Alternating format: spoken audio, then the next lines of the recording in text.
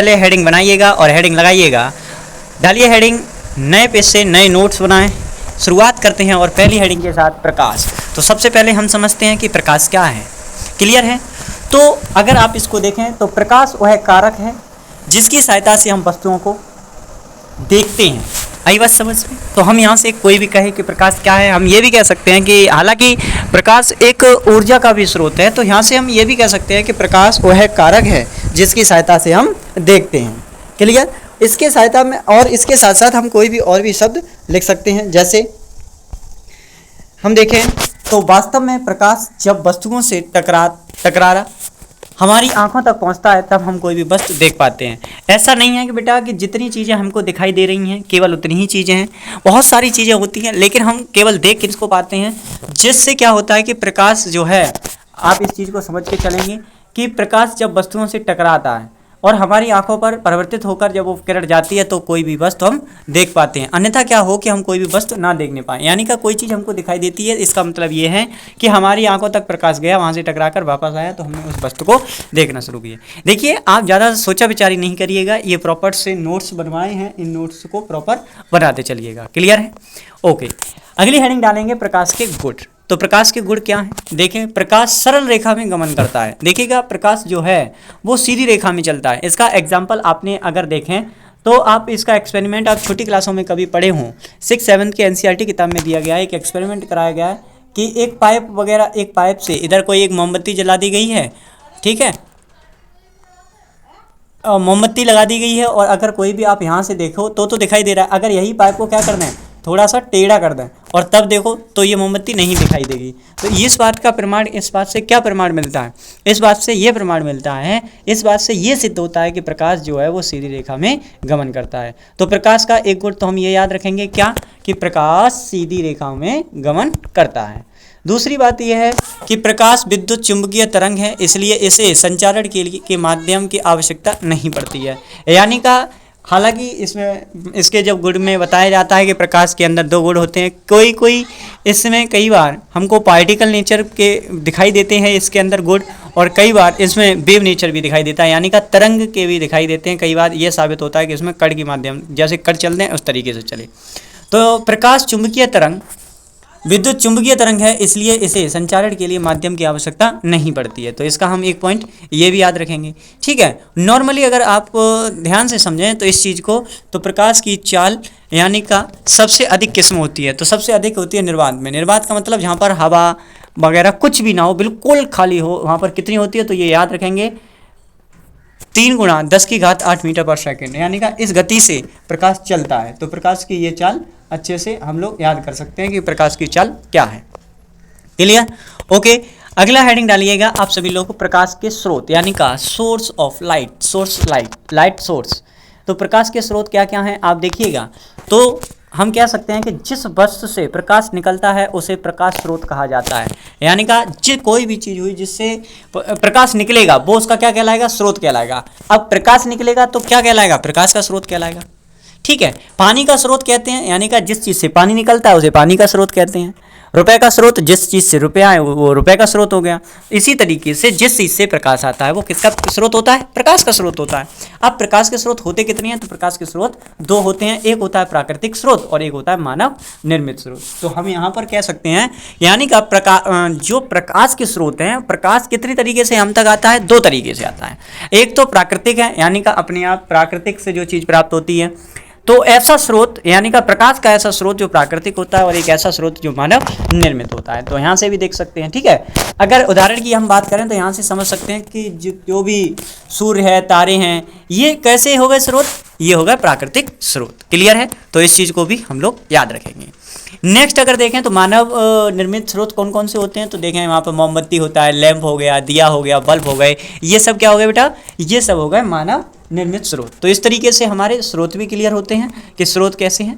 अब देखें नेक्स्ट अगर देखें तो प्रकाश में जितने भी स्रोत हैं उनमें अन्य प्रकार की विभिन्न ऊर्जाओं को प्रकाश में बदला जाता है। जैसे अगर आप देखो एक दूसरे से कन्वर्जन किया जाता है, जैसे लाइंटेन लैंप, टेबल लैंप आदि को तेल के संचालित करके रासायनिक ऊर्जा में प्रकाश को बदल दिया जाता है। कुल मिला के ये है कि देखिए बेटा, उसमें क्या है, जो तेल में जलाते हैं ना, तो उससे क्या होता है कि रासायनिक ऊर्जा को किस में बदल देते हैं, वो प्रकाश में बदल देते हैं। तो इसमें एक दूसरे में इंटर कन्वर्जन हो जाता है, ये बदलते भी रहते हैं। क्लियर। जैसे अगर हम अगली बात करें तो आप यहाँ से समझ सकते हैं कि बिजली के बल्ब और टॉर्च में विद्युत ऊर्जा को, जो विद्युत ऊर्जा होती है उसको किस में परिवर्तित कर देते हैं, प्रकाश में भी परिवर्तित कर देते हैं। तो इस तरीके से हम ऊर्जा जो है और जो प्रकाश जो है वो एक फॉर्म से दूसरे फॉर्म में बदल सकते हैं। यानी का अभी विद्युत बल्ब है तो वो विद्युत ऊर्जा को किस में कन्वर्ट कर देता है, यानी का बदल देता है, तो वो प्रकाश में बदल देता है। अब जैसे लैंटेन है, लैंप है, ये सब किस में बदल देते हैं, तो जो तेल से संचयित होकर ये रासायनिक ऊर्जा को प्रकाश में बदल देते हैं। तो इस बात से क्या हुआ, अतः प्रकाश एक प्रकार की ऊर्जा है। तो हम कह सकते हैं कि प्रकाश एक प्रकार की ऊर्जा है। तो बेटा अगली हेडिंग डालिएगा, सबसे इंपॉर्टेंट है प्रदीप्त। यानी का प्रदीप्त क्या होता है और इसको कहते हैं ल्यूमिनियस थिंग्स क्या होते हैं। तो आप ऐसे समझिएगा, जो वस्तुएं प्रकाश उत्सर्जित करती हैं वे प्रदीप्त या फिर दीप्तमान कहलाती हैं। यानी का कोई भी वस्तुएं हुई जो कि प्रकाश को क्या करें, उत्सर्जित करें। ठीक है। यानी का जैसे अगर आप एग्जाम्पल देखें तो सूर्य हो गया, या फिर बिजली का जलता बल्ब हो गया, मोमबत्ती हो गई, ये क्या कर रहे हैं, ये प्रकाश को उत्सर्जित कर रहे हैं। तो जो वस्तुएं प्रकाश को उत्सर्जित कहती हैं उन्हें क्या कहते हैं, उन्हें प्रदीप्त कहते हैं। क्लियर है। ये आपने हेडिंग डाली, अच्छे से लिखा। ओके। देखिए चैप्टर में बहुत इंटरेस्टिंग, और चैप्टर आपको तभी समझ में आएगा, पहले ये कुछ वर्ड हैं इनको आप अच्छे से समझते चलिए। क्लियर। और जो आपको समझ में नहीं आए कमेंट बॉक्स में बताइएगा, हम उसको भी आपके लिए क्लियर करते हैं। ओके। अगर आप नेक्स्ट देखें तो नेक्स्ट लिखा है अदीप्त, यानी का non luminous things. Non luminous things क्या होती हैं, तो हम कह सकते हैं अदीप्त किसे कहते हैं। देखिएगा, दीप्त किसको कहा था, प्रदीप्त किसको कहा था, यानी का वे वस्तुएं जो प्रकाश को उत्सर्जित करती थी। तो इसमें अदीप्त किसको कहेंगे, तो इसमें कहेंगे जो वस्तुएं प्रकाश उत्सर्जित नहीं करती हैं वे अप्रदीप्त वस्तुएं कहलाती हैं। तो इस तरीके से हम कह सकते हैं जो वस्तुएं प्रकाश उत्सर्जित नहीं करती हैं वो क्या कहलाती हैं, अप्रदीप्त कहलाती हैं। जैसे कौन नहीं करती हैं, आप अगर ध्यान से समझें तो जैसे टेबल, कुर्सी, पुस्तक, पौधे इत्यादि, ये सब क्या हैं, ये प्रकाश को उत्सर्जित नहीं करते हैं। तो हम ये चीज़ें यहाँ से कह सकते हैं। देखिएगा, सबसे इंपॉर्टेंट पॉइंट निकल के आता है, जब किसी प्रदीप्त, अप्रदीप्त समझते हैं आप किसकी बात हो रही है, यानी का जो प्रकाश को उत्सर्जित कर देते हैं। जब किसी प्रदीप्त वस्तु से निकला प्रकाश किसी अप्रदीप्त वस्तु पर टकराता है तो हमारी आंखों तक पहुँचता है, तब हम उस प्रदीप्त वस्तु को देख पाते हैं। कहने का मतलब यह है बेटा, अगर आप बात को समझें तो कोई भी प्रदीप्त वस्तु से निकला हुआ क्या प्रकाश और किसी ऐसी वस्तु से टकराता है जो कि खुद नहीं चमक पाती है, लेकिन चमकती हुई वस्तु उस पर जब जाती है तो वो हमारी आंखों पे प्रकाश पड़ता है, तब जाके हम वो दूसरी वाली चीज़ देख पाते हैं जो कि जिसमें खुद का प्रकाश नहीं था। ठीक है। इसको कौन मदद करता है देखने के लिए, प्रदीप्त वस्तुएं जो होती हैं वो अप्रदीप्त वस्तुओं को देखने में मदद करती हैं। ठीक है। ये चैप्टर बेटा आगे तभी समझ में आ सकता है, पहले आप छोटे छोटे ये वर्ड्स जो दिए गए हैं इनको समझते चलिएगा। अगला शब्द देखिएगा प्रकीर्णन। ये क्या होता है, यानी का स्क्रैटिंग को अगर आप समझें तो ये क्या है समझिएगा। जब प्रकाश जब सूक्ष्म कणों पर पड़ता है तो वह कण उन पर पड़ने वाले प्रकाश की कुछ ऊर्जा को अवशोषित कर फिर चारों ओर विकृत करते हैं और इस प्रक्रिया को प्रकीर्णन कहा जाता है। कहने का मतलब बेटा आप समझने का प्रयास करना, प्रकाश के जो छोटे छोटे कण है, मतलब कि प्रकाश जब हम चलता है तो जब किसी क्षेत्र में जब प्रकाश गया तो क्या होता है कि जो छोटे छोटे कण हैं उन पर जब वो गिरा, यानी का कोई प्रकाश और प्रकाश की बूंदें किसी चीज़ पर टकराई और टकराते ही वो क्या होता है कि जैसे ही टकराती हैं तो जो प्रकाश की कण था उसमें कुछ ना कुछ ऊर्जा रही होगी, तो वो ऊर्जा को क्या कर लेता है, अवशोषित कर लेता है। और जब वो अवशोषित कर लेगा उसके बाद उसके अंदर भी ऊर्जा जो अवशोषित कर लेगा उसके बाद वह ऊर्जा को फैलाएगा चारों तरफ। ठीक है। तो ये क्या कहलाया, ये कहता है क्या, प्रकीर्णन। प्रकीर्णन समझ में आया, प्रकीर्णन किसे कहते हैं, यानी का प्रकाश जब सूक्ष्म कणों पर पड़ता है तो वे कण उन पर पड़ने वाले प्रकाश की कुछ ऊर्जा को अवशोषित कर फिर उसे चारों ओर विकृत करते हैं। इस प्रक्रिया को प्रकीर्णन कहते हैं। बात समझ में आती है। आप इस चीज़ को जरूर याद रखिएगा, ये छोटे छोटे पॉइंट हैं लेकिन आने वाले समय में चैप्टर में ये बहुत ही मदद करेंगे। अगर आप अगला देखें प्रकाश की किरणें, तो अगर आप समझें किसी प्रदीप्त पदार्थ से प्रकाश सरल रेखा में सभी दिशाओं में जाता है, एक सरल रेखा में चलने वाले प्रकाश को प्रकाश की किरण कहते हैं। देखिएगा बेटा, हमेशा हम बोलेंगे कि देखिए ये प्रकाश की किरण जा रही है, अगर इधर जा रही है तो एरो इधर तरफ, अगर इधर जा रही है तो एरो इधर। हमें ये चिन्ह लगाना बहुत जरूरी हो जाता है। तो यही कहा है कि प्रकाश की किरण, आप अगर कोई पूछे कि प्रकाश की किरण किसे कहेंगे, तो हम कह सकते हैं किसी प्रदीप्त पदार्थ से प्रकाश सरल रेखा में सभी दिशाओं में जाता है। एक सरल रेखा में चलने वाले प्रकाश को प्रकाश की किरण कहते हैं। क्लियर है?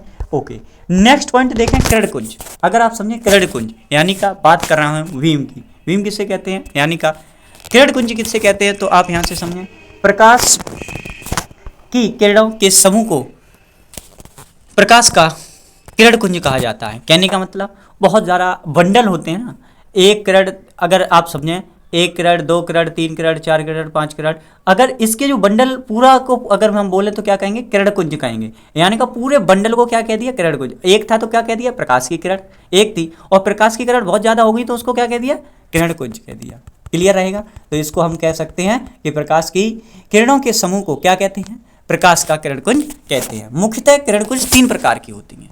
अब समझिएगा ये 3 प्रकार की कैसी होती हैं। नंबर 1 अगर हम आपसे बात करें तो ये नंबर 1 होती हैं अपसारी किरणकुंज यानी का डाइवर्जिंग बीम। क्लियर? और अगर दूसरी बात अगर हम करते हैं बेटा तो होती हैं समांतर किरणकुंज यानी का पैरेलल बीम। और तीसरी अगर बात करें अपसारी किरणकुंज यानी का कन्वर्जिंग बीम। कहने का मतलब देखिएगा, कहने का मतलब ये है कि बंडल 3 प्रकार के हो सकते हैं। जैसे एक किसी बिंदु से एक बिंदु मान लीजिए और इससे प्रकाश की किरण इधर जा रही है, इधर जा रही है, इधर जा रही है, इधर जा रही है, इधर जा रही है, इधर जा रही है, इधर जा रही है, इधर जा रही है।